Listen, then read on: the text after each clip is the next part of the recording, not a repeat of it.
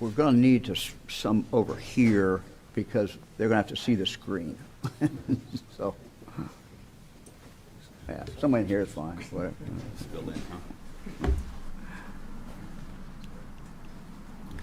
Well, good morning, everyone. Mayor Bibb and I want to give a report in regard to the efforts to deal with the violent criminals. The essential function of government is to keep people safe.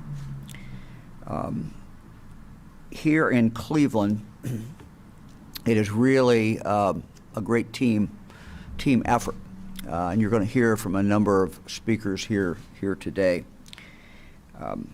For the past few years, the state of Ohio has been partnering with the Cleveland Division of Police in ongoing large-scale violent crime reduction initiative. The mayor and I announced this enhanced partnership, including many partnering agencies, back in 2023. But again, I want to emphasize that lead always is the Cleveland Police Department, but there's so many different agencies that are involved in this, and I think that's what makes it work.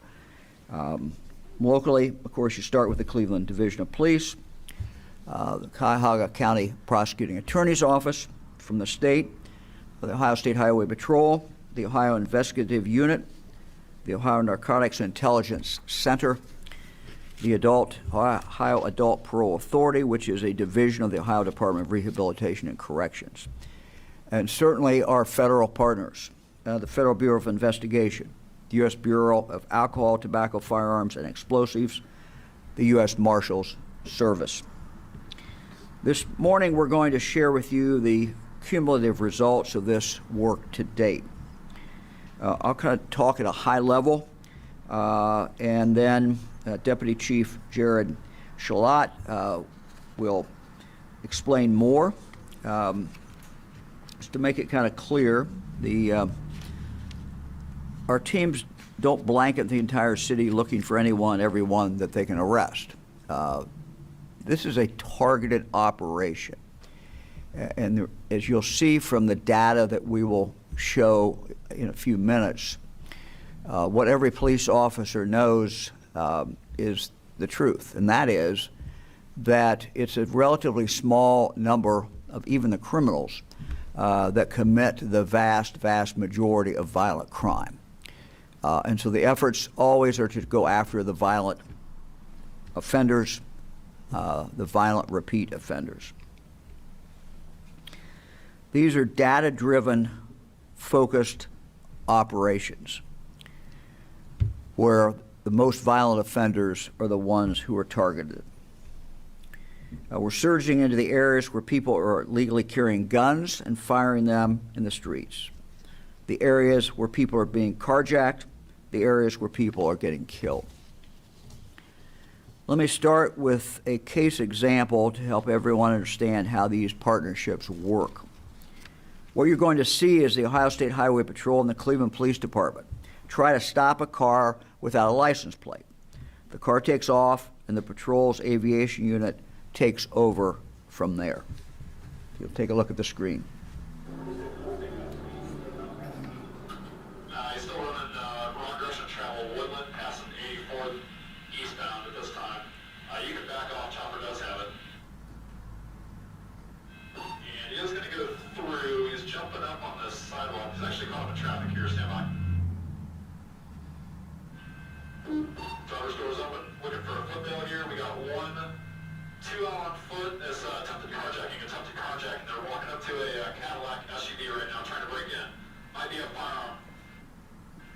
Looks like there might be a firearm that the driver's using. So black male, skinny, gray shorts, and a black do-rag. He's got a gun with him. Just be advised. Just drop the cell phone.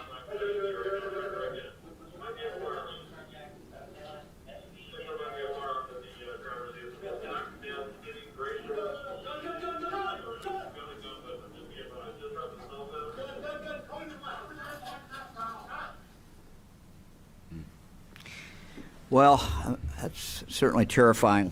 Imagine someone with a gun trying to get in the car with you while you're sitting there. Just very scary. 2 arrests came out of this specific case, but overall, the combined work of everyone here today has led to more than 1,400 felony arrests since July 2023. 1,400 felony arrests since July 2023. The 1,400 felony arrests are all from the focused operations that we're talking about. They're all arrests for serious crimes. People want on warrants for things like murder, shootings, drive-bys, as well as those arrested after they were caught committing serious crimes, like what you saw in the video that we just showed you. By the way, the 2 who were arrested in that particular case were illegally possessing a gun that was modified to be fully automatic. That's what we're finding time and time again. People are carrying guns when the law says they can't. But these are people who don't care about the law, and many are repeat offenders who commit crimes over and over again. Now, we want to share with you some data.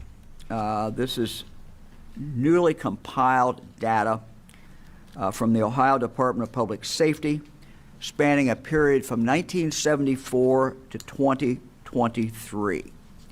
This reaffirms what we've been saying for years. It is a small group of people responsible for most of the violent crime in the state of Ohio. Again, the data I'm showing you now is not specific to Cleveland. It is statewide data. Make that very clear. This is statewide data that we're showing. The latest numbers show that less than 1% of Ohio's adult population was arrested for a violent crime or weapons offense in any given year.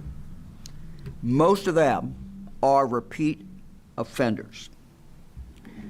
Let's look at the violent crime arrests. Take a look at the chart. The analysis found that 69% of individuals arrested for a violent crime between 1974 and 2023 had been arrested more than once. But now look at this. When we drill down on the numbers even further. When you pull out the repeat offenders arrested 5 times or more, they constitute a third of all arrests. If you look at the numbers, can we go back?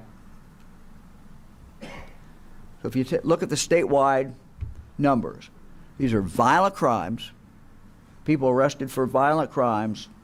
33% of them already had 5 or more arrests. 2 to 4 of them, 2, 3, or 4, isn't basically another third, 36%. And the first arrest was 31%.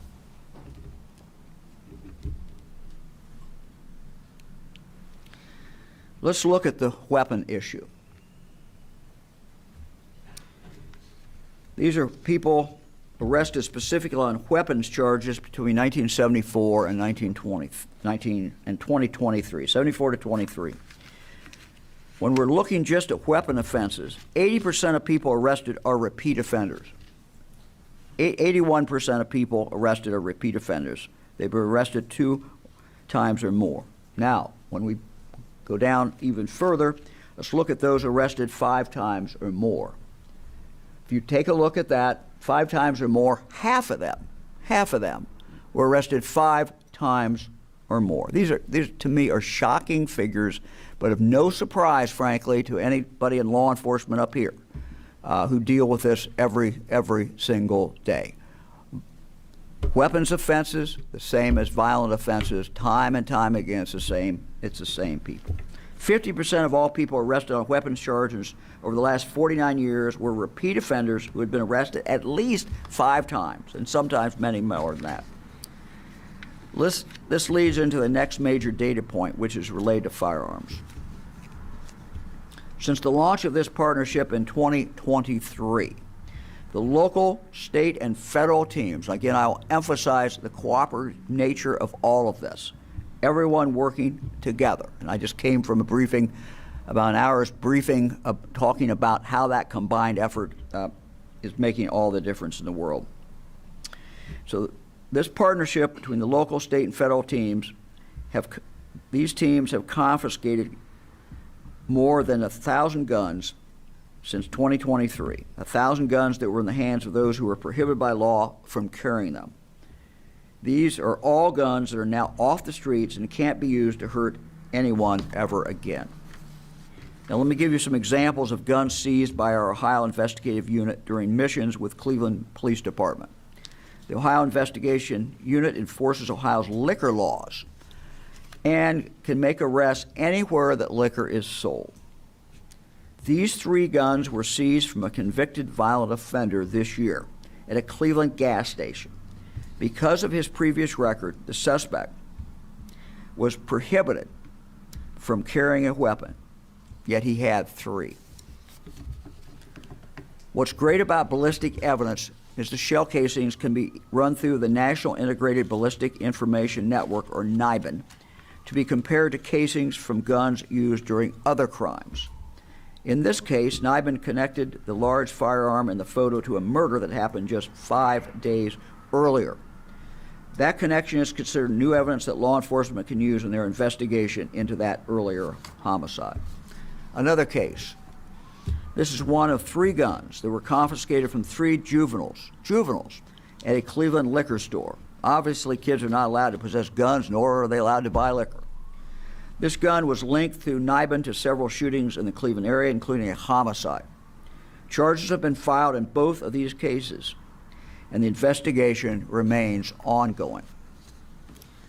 Now, in a moment, I will turn it over to Mayor Bibb, but I want to also mention the work of our Ohio Adult Parole Authority and the Ohio Narcotics Intelligence Center. The Ohio Narcotics Intelligence Center is something we created after I became governor. Both of these state agencies are also supporting these missions. ONIC gathers intelligence on wanted suspects, and the Adult Parole Authority focuses on offenders who've been released from prison but have violated the terms of their post-release control. I also want to stress that crime isn't just a problem in Cleveland. The big data that we showed, of course, is statewide. Partnerships like this are not unique to Cleveland alone. We know that state, local, and federal collaboration works, which is why we're doing similar initiatives in other cities across the state of Ohio. Teams are sharing resources, sharing intelligence, and sharing manpower to take criminals off the street so residents can feel safe and comfortable in their own neighborhoods. And frankly, that's what it's all about. People have a right to feel safe in the neighborhoods where they live. They have every right to do that. Violent criminals should be on notice. We have no plans to scale back these focused enforcement operations. So those out there committing violence in Cleveland, there's a good chance that this team, one of these teams, will see you soon. Mayor? Thanks, Governor. Thank you. Thank you so much, Governor. In July of 2023, our city experienced a mass shooting in the Warehouse District. And one of the first calls I got was from Governor DeWine, and his question was very simple: how can I help? How can I help? And since then, we've been working very closely with the governor, the state, and federal law enforcement on deepening these partnerships. It's a key pillar of our RISE initiative, raising investment and safety for everyone. And this partnership is a key example of what collaboration is all about. As I've often said, public safety is a group project. The men and women of our police department can't do it alone. Federal law enforcement has played a critical role, and state law enforcement has played a great role as well, too, as well as the county and the prosecutor. So I want to just thank all of them for their support.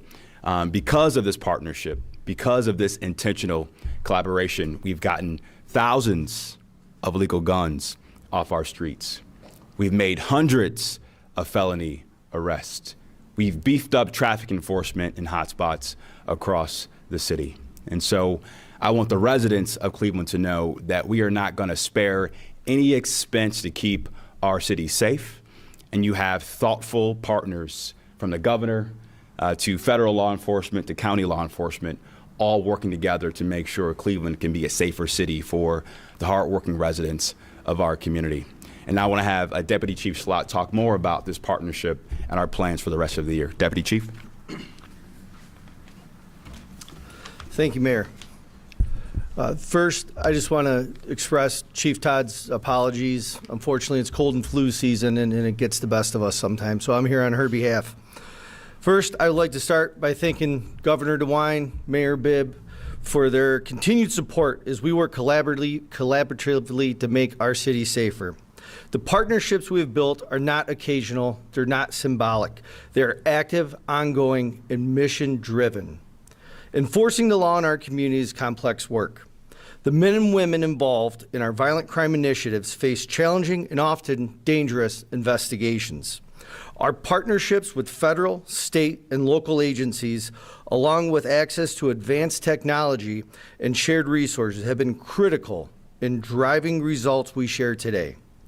Since 2023, we have seized large quantities of illegal drugs, recovered stolen vehicles, and arrested dangerous offenders who threaten our neighborhoods. To briefly highlight one recent example, during a violent crime reduction detail on May 27, 2025, members of the Safe Streets Gang Task Force responded to a felonious assault shooting in our 2nd District. With the support of the Crime Intelligence Center, CJIC, the Gang Impact Unit, and our Aviation Unit, officers located and confirmed the suspect vehicle in the area. They engaged the vehicle, and an armed suspect fled on foot with a Draco pistol, but was quickly apprehended after this short-foot pursuit. His stolen firearm, an auto switch making an automatic firearm, and the suspect vehicle were recovered as evidence in his crimes. This is just one of many examples where our partnerships have made a measurable impact. Since 2023, this initiative has resulted in the seizure of over 1,000 firearms, many connected to crimes or in possession of individuals who should not have them. Many of the seizures are also a result of follow-up investigations. In the most recent initiative alone, Northern Harvest, officers seized 39 firearms to date. Chief Todd is very proud of leading the men and women in our division for this great city. We remain deeply grateful for the dedication of our officers, our partnerships with local, state, federal agencies, our continued collaboration with our county and federal prosecutors, our continued support from our administration in the mayor's office and city council and the safety committee.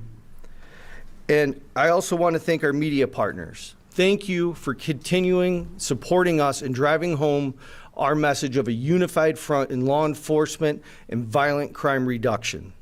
Thank you. Together, we're making Cleveland a safer place for everybody, citizens and visitors. I'd like to kick it now to Director Wilson. Thank you. I'm Andy Wilson, Director of the Ohio Department of Public Safety. I'm going to direct my comments today to 3 different groups. The first group really is to the men and women of law enforcement who are putting on their uniform every day and going out into the streets to protect our friends, our families, and our communities. Man, listen, thank you. Thank you for what you do every day. What you do truly matters. It truly matters to the people you do it for. And the bottom line is, man, we need you. We need you out there. I know it's thankless, it's incredibly dangerous, but if it weren't for you, chaos would reign. So thank you for what you're willing to do every day. The second group that I want to address is the people who live here in Cleveland. So look, we need your help. We need your help, man. When violence is happening in your neighborhood, stand up. Stand up and help the detectives who are investigating. Stand up and say no more. We are not going to take this as a neighborhood. We will not allow these violent criminals to rule our streets, and work hand in hand with our law enforcement officials to make your community a safer place. And finally, the third group that I want to address is to the law enforcement executives and to really our citizen city council members and our citizen government leaders. We have to We have to create a culture and an environment in our law enforcement agencies where the men and women that we trust to protect us are empowered to do their job. We have to allow them to be proactive in getting that small number of violent criminals off the street. We know who they are. We have to be proactive in going out and getting them. If we're only reactive, it's too late. The only thing that works in really calming down violence and making our communities safe is pressure and proactivity. And as a leader in law enforcement, it's your job to create an environment where your folks are empowered to do that. So thank you. Again, thank you for everything that you all do. At this point, I'm going to turn it over to Acting Special Agent in charge of the ATF, John Smurglia.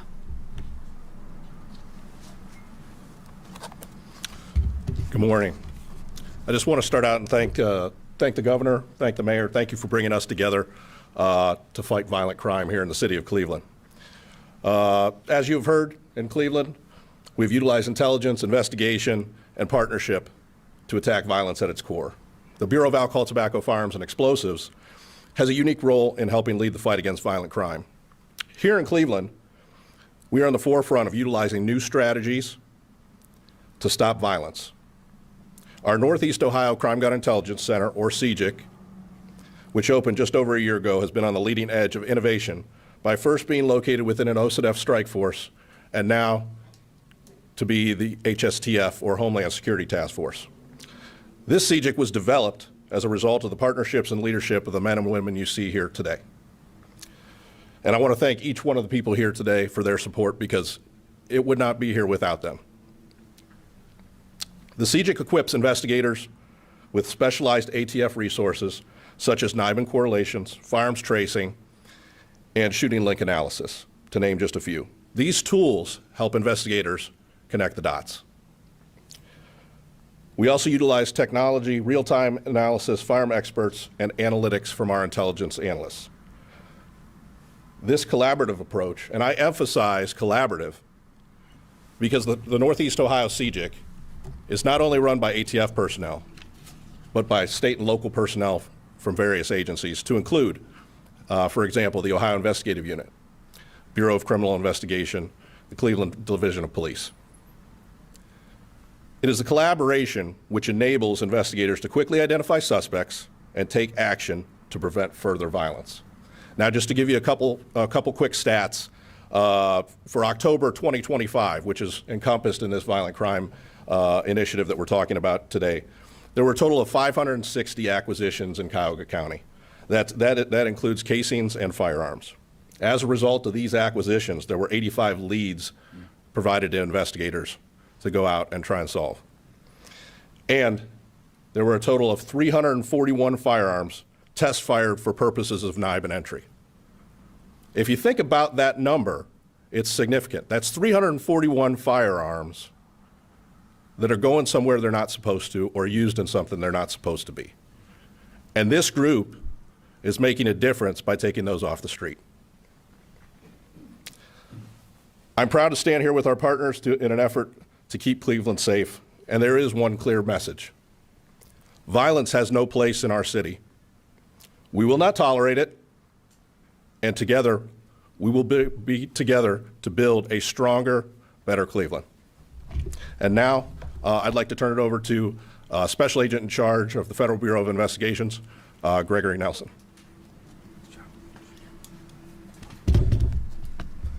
Good morning. And first, I want to thank again Governor DeWine, Mayor Bibb. Thank you for recognizing not only the growing violent crime concerns across Northern Ohio, but also your steadfast support in initiating this powerful and impactful results-driven initiative. The Cleveland FBI is proud to partner with all the federal, state, and local partners you see behind us and standing up with us today, and we would not be successful alone. And I can say from FBI Director Patel that your FBI is laser focused on violent crime reduction and taking dangerous criminals and repeat offenders off of the street. For the community, know that our work is never done. Governor DeWine, Mayor Bibb, We affirm to you that the partners you see here will continue to identify, investigate, and prosecute violent criminals and restore peace and well-being throughout our communities. So thank you for your participation and support.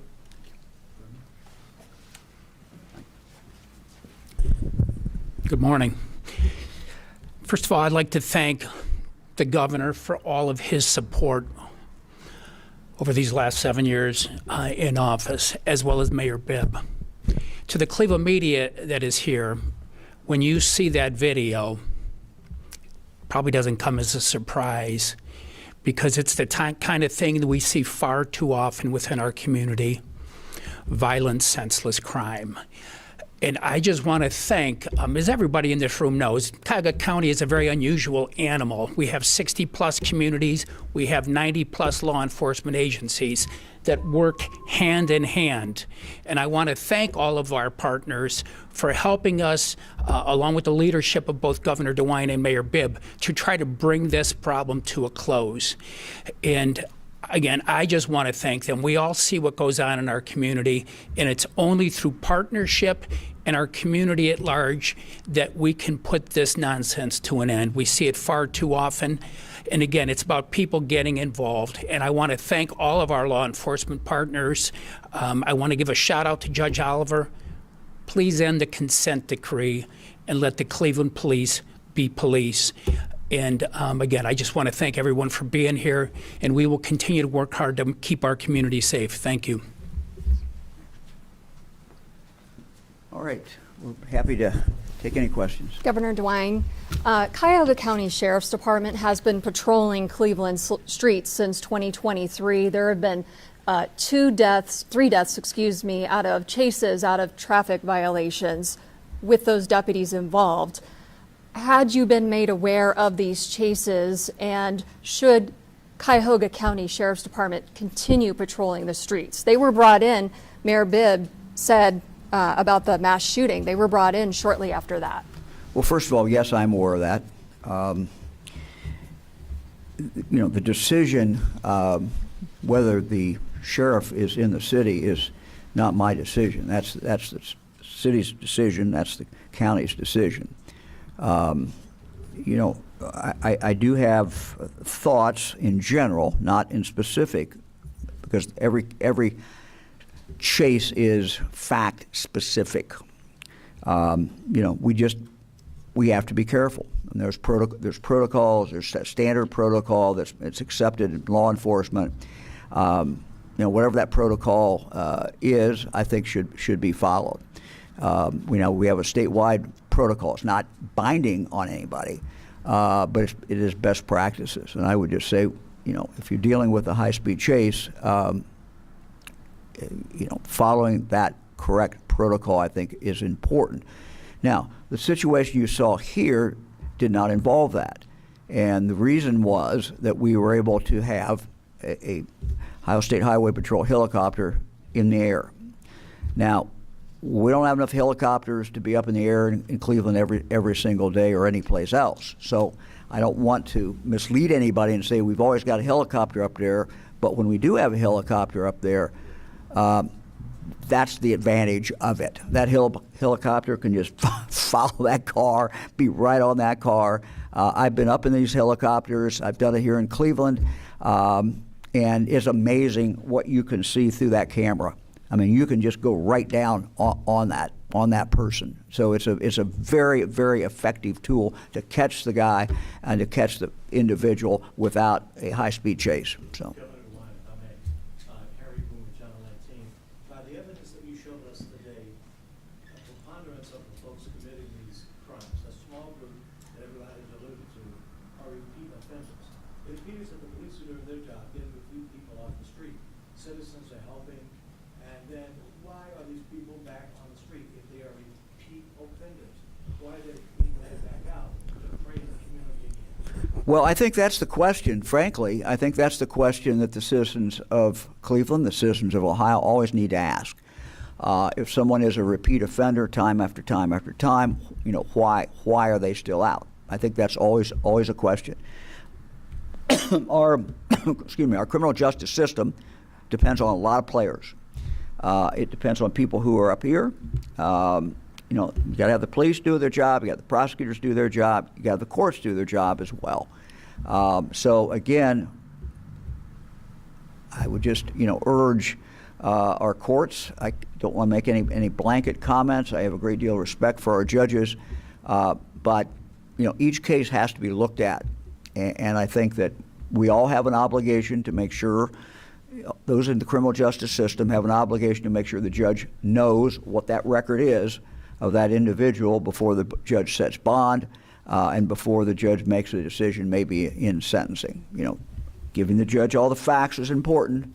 Then ultimately that judge has to make that decision. But when you see statistics like this, it just confirms, frankly, what everybody up here already knows, and every law enforcement officer knows. It is repeat violent offenders who are committing most of the violent crime, and we have to target them and go after them. Question for the governor and the mayor. Have the two of you had conversations about the possibility or how you would react if the president wanted to send the National Guard into Cleveland? And what is your plan for handling that? Well, let me start. What we're talking about today is the best way to deal with crime, and it's the best way to deal with violent crime. I always feel that you should deploy the asset that is the most appropriate for whatever the problem is. So in the past, several of our cities in Ohio asked me to deploy the National Guard when we were having a tough summer, and there was disturbances and concerns about that. We deployed the Guard. So I'm not hesitant to do that. When I'm asked by a mayor, you know, that's a very, very serious request, and I take it very, very seriously. When we deploy the Guard. Just to look at the whole picture. During the pandemic, we had the Guard giving shots. We had members of the Guard who were going out and volunteering or working at food banks because all the volunteers couldn't go out. So the Guard can do many, many things. They're an amazing group for logistics, getting something done, something from one place to another, all of those things. When we're dealing with violent criminals, the best resource is the resources you see up here. These, and it's, again, I want to stress it, it is the federal government, it's the state government, it is the county, it is the city, all of those agencies working together and targeting violent offenders. That is the most effective tool. So when I became governor, you know, my background started as a county prosecuting attorney. I was attorney general for 8 years. I asked Andy Wilson, I said, look, we have to do more. The state has to do more. We are a local government state. We have over 900 police departments around the state of Ohio. We respect that. They're the ones who are in charge, but the state can be more of help than we have been in the past. And so when I became governor, we started looking at how can we be more helpful. And we came up with this idea that we can take 3 or 4 of our agencies and put them into a city at the request of the mayor and surge in there for targeted, very specific programs, not just out patrolling every day, but literally working with the Cleveland Police Department in this case. And it has worked. Now, do we still have violent crime? Yes, we do. But this action is bringing about some very, very good results and getting some bad people off the streets. You have to get the violent repeat offenders off the streets. You have to lock them up, and you have to keep them locked up. Governor, as you guys know, Let the mayor answer that one. The governor and I are 100% aligned on this issue, Nick. And the answer is what you see behind us on this podium here. These partnerships are a force multiplier to keep our streets safe and secure. And so I want more investments in the FBI. I want more investments in U.S. Marshal. I want more investments in the ATF and DEA to get violent offenders off our street, to get illegal guns off our streets. The National Guard, in my opinion, is not the solution. Yeah, we question. talk about violent repeat offenders, but obviously here in Cleveland, juveniles committing crime, violent crime, petty crime, even breaking into cars and such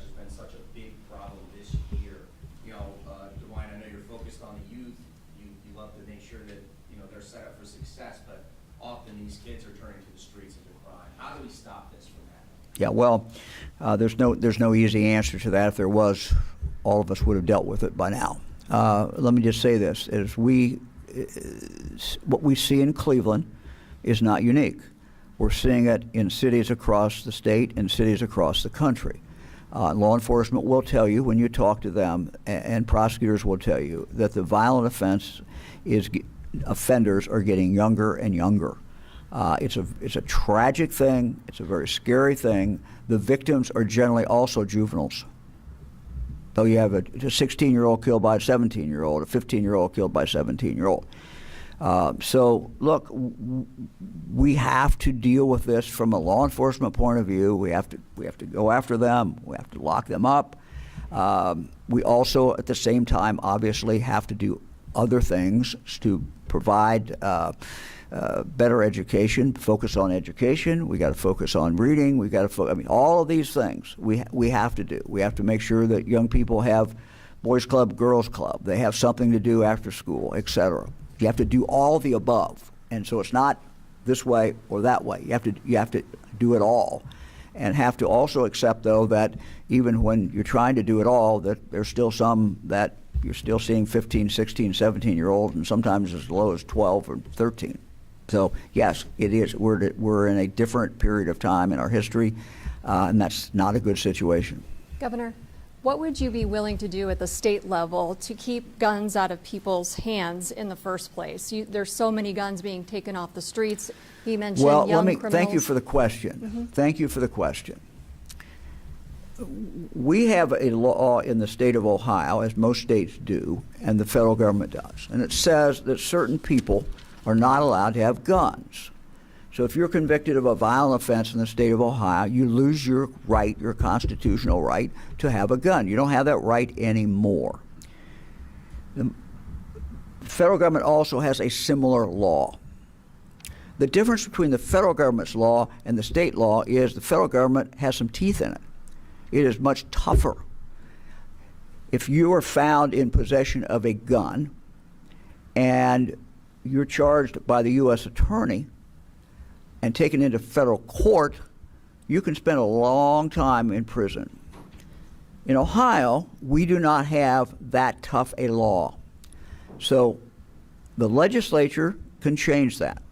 And I'm again asking the state legislature to pass a law that would mirror the federal law so that prosecutors will have that tool so that they can file that case and have that person locked up for a long period of time. The truth is that these violent offenders almost always have a gun. Almost always have a gun. So if you make a traffic stop or if you make a legal stop, then, and you find that person, if you're a police officer, you find that person has a gun, you can charge them. But there's only so many of these cases the U.S. attorney can take. We need to free our prosecutors and free our police to charge under a more enhanced state law that would lock these people up and keep them locked up for a long period of time. Governor, again, kudos to the police and to the citizens of the city of Cleveland.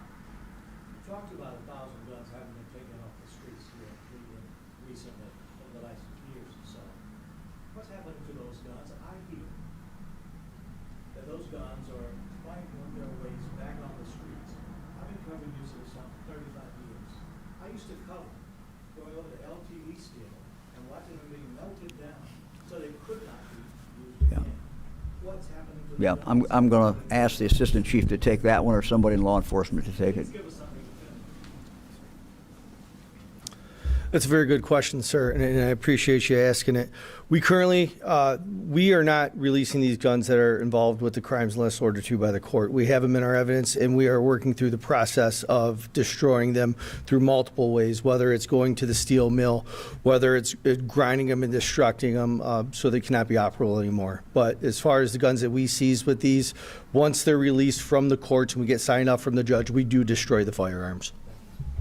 Looking at the sample sizes that you showed, it's almost a period of 50 years to a period of just over a year. Obviously, you can't seems to be impactful. That's your message here today. Is this partnership going to be extended, funded here for the future, for years to come? Yeah, I mean, we fund this in the state does, under my administration. We fund it in different ways. The briefing we just had, as I said, some of the people who are involved in that are funded partially or totally.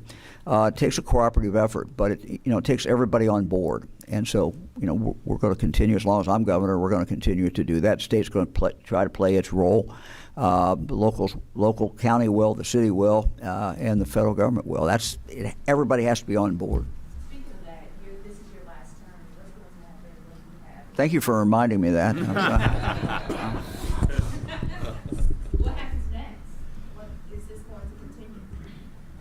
Well, look, whoever is the next governor, I think it's important that the next governor understand that basic fact.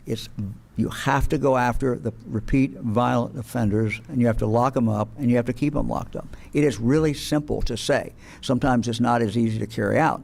But, I hope the next governor, whoever that next governor is, understands that. So for the next 14 months and so many days, this governor will continue to do that.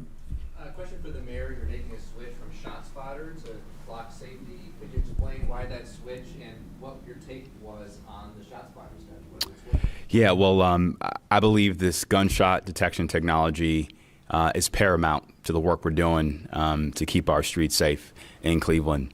It's saved countless lives. It's helped us recover a lot of illegal guns. We were at the strike force earlier talking about the fact that because of this technology, we have a 80% homicide solve rate right now, and the national average is what, 50%? 64%. And so it's paying dividends. And we're going to make the case on why this new gunshot detection technology, as well as license plate readers, our real-time crime center, more cameras, all this technology gives us more intelligence, gives us more data to keep our streets safe, and we're making the case to Councilman Polensek on the importance of these investments moving forward. If I may, it sounds like the pain point that they identified was having enough officers to respond to all of the ShotSpotter incidents. Well, one of the things about the new Flock technology is that it allows us to prioritize what's a material response versus a non-material response. And we've worked really hard to boost our ranks of our cadet classes. We executed a 34% pay increase over the last 3 years, the biggest pay increase in modern history. How many cadets we have in the academy now? 78. 78 in the academy already, with 2 graduation classes coming up. So again, we got to do all of the above, and the technology helps us keep our streets safe. Deputy Chief, you want to talk about that?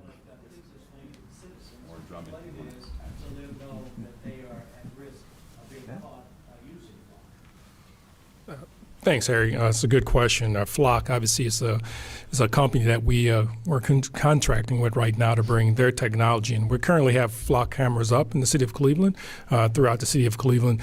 What we're talking about now with gunshot technology and also other integrations with it, where we'll have the ability with the Flock technology, which is the company, to integrate cameras into the technology. The previous gunshot technology did not have that ability, so we're able to do that. Also, with the Flock technology, we'll have the ability to detect street takeovers. When folks are in the middle of intersections with their vehicles, with this new technology, we'll be able to hear that, have cameras actually go to that particular area. So we'll have real-time information for our officers that are responding to those particular calls. And also, this particular technology also gives us the ability to detect accidents in intersections and so forth. So it's a great technology. We'll give our officers real-time intelligence and data to respond to those incidents, again, in real time. Let me give an example. This week, Harry, we had that Rayshawn Reese case where that woman at 25th in Detroit was attacked, attempted to be kidnapped. You think about that. It happened at 5 o'clock in the morning. By 9 a.m., the Cleveland police were at his house arresting him. And it's because of the technology that currently exists, the cameras, the LPRs, where 20 years ago, God only knows when that crime would have been solved. and he was a repeat violent sexual predator. Within hours, CPD was knocking at his door, arrested, and we found the box cutter that he slashed her up with in the front seat of his vehicle with her DNA on it.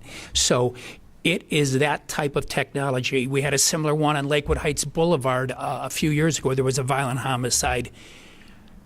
LPR reader, car comes through it, it's a stolen car. That individual was pulled over. The stolen information that was in that car led us to a house on Lakewood Heights Boulevard. They went to the house on Lakewood Heights Boulevard and they found somebody deceased, murdered in the garage, all because of technology. Stuff that we wouldn't have had 10 years ago, 20 years ago, and it's making law enforcement's job, first of all, much quicker, but also the results are such that they're irrefutable. So it's a great investment. Mayor Bibb, a county sheriff deputy recently spoke at county council saying that Cleveland police are under restrictions, meaning the consent decree, and this is why they do what they do. There has been concern that this is a way to get around the consent decree, having them patrol the streets. Your thoughts? Well, I would say this. The men and women of our police department are working their butts off every day. They're being aggressive, doing good police work. And we made a lot of good strides over the last 10 plus years under the consent decree in terms of making sure we meet the moment as it relates to constitutionally appropriate policing. I'll leave it to the county executive and the county sheriff to dictate what their policies are. And I'm working really hard with Dr. Anderson, my law director, and the monitor to get compliant and get out of the consent decree as quickly as we can, because 10 years has been a long time and a lot of money, but it's a worthwhile investment, and hopefully we'll be compliant and be out of this thing hopefully relatively soon. Okay. Okay. I got one more about the Department of Rehabilitation and Correction. You said so many repeat offenders who want to go back out doing the same things over again. It seems like that's just not working, essentially, based off of your data. Is there anything you'd like to say about the efforts to get people rehabilitated after they're arrested and how that needs to be? Well, we have about 18,000 people coming out of the state prison system every year, based on the sentence they got, based on what the law says. The vast majority of them, aren't showing up in these statistics, but some of them are, certainly. And one of the things that we can do is when that person is not in compliance with whatever the terms, the conditions of their parole, then we can pull them back. Now, we have a lot more people today, and I'll ask Andy Wilson to come on up here, but you have people, because of determinate sentences, who do not necessarily, they're not under supervision after they come out. Andy, you want to take that? Yeah. Or anybody else? I think Mike O'Malley and I could take this. So, they changed from old parole to post-release control. So you're just limited in your ability to send people back for extended periods of time. And that is kind of handcuffed the parole authority's ability to really hold some of these folks accountable. Obviously, again, I talked when I first talked about pressure. When somebody comes out of prison and they're a high-risk offender, there needs to be a lot of pressure on them to make sure that they're following the rules. And I think, actually, we've heard multiple times, and I've seen it with my own eyes, that our parole officers up here are integral parts of these task forces. So when we're out on the streets, when they're out on the streets addressing violent crime, we have parole completely integrated in making sure that those folks are doing what they need to be doing, and when they're not, they're yanking them back. So, Mike, I don't know if you want to add to that. Yeah, I just agree. For instance, Ray Sean Reese from this week, he had served his time for his previous sexual assault. He was off parole. When somebody's doing 20 years, they're doing 20 years, their time's up, and they're off parole, these things will happen. I want to touch back on your issue. You talked about juveniles. And in Cuyahoga County, working with the Ohio Department of Youth Services, in the last several years, we started a juvenile a program where we put a juvenile intervention center where we're trying to get juveniles on the right path, and we had never had this in Cuyahoga County. So we have invested, the state has invested a good deal of money in this program to try to give programming to juveniles to get them on the right track. However, there comes a point in time, as we've seen, where at some point you need to hold somebody accountable. I think, Harry, you were there, I think, for our press conferences 3 weeks ago when that individual, we were looking for him for shooting the 17-year-old in the back of the head. It was an execution. He was 17.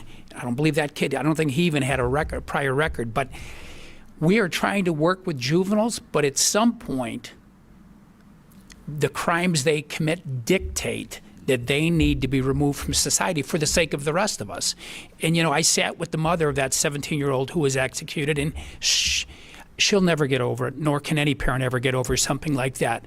But I want to commend, Pete Elliott's not here, but we had a press conference. We made the public aware of what this individual had done. The public could see it. And within 3 weeks, we had that individual arrested, and he's taken into custody, and we will bring justice to that family. Conclusion, let me just thank all the agencies and departments who are up here. This is a team effort. It will continue to be a team effort. Mayor, anything? That's it. Thank you, everybody. Thanks, everybody.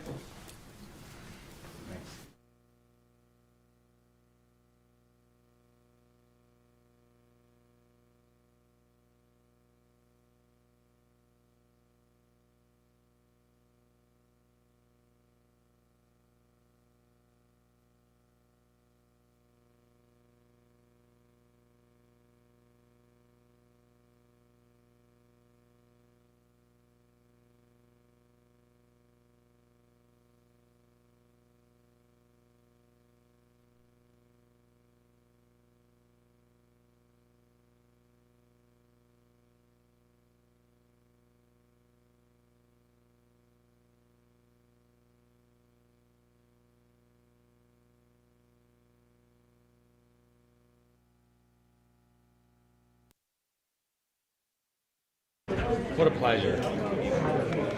You made my day. Good times, good times. Glad I ran into you. I saw you walking in when you were coming out. I heard you. Wait, did I honk? I don't think I did. Maybe I did, maybe I did. I mean, I saw happy election day. Yes. But now it's just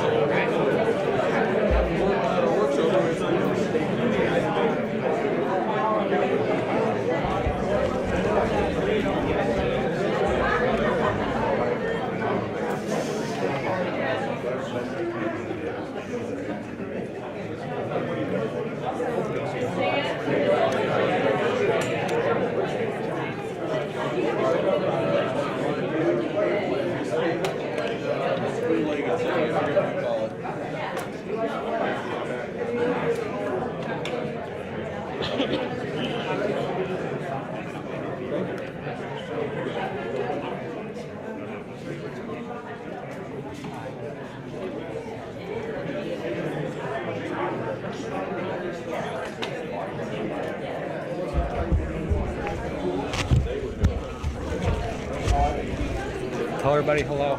I'll do that. I'll do Please. that. Where you guys going for lunch? After the station. What? Check.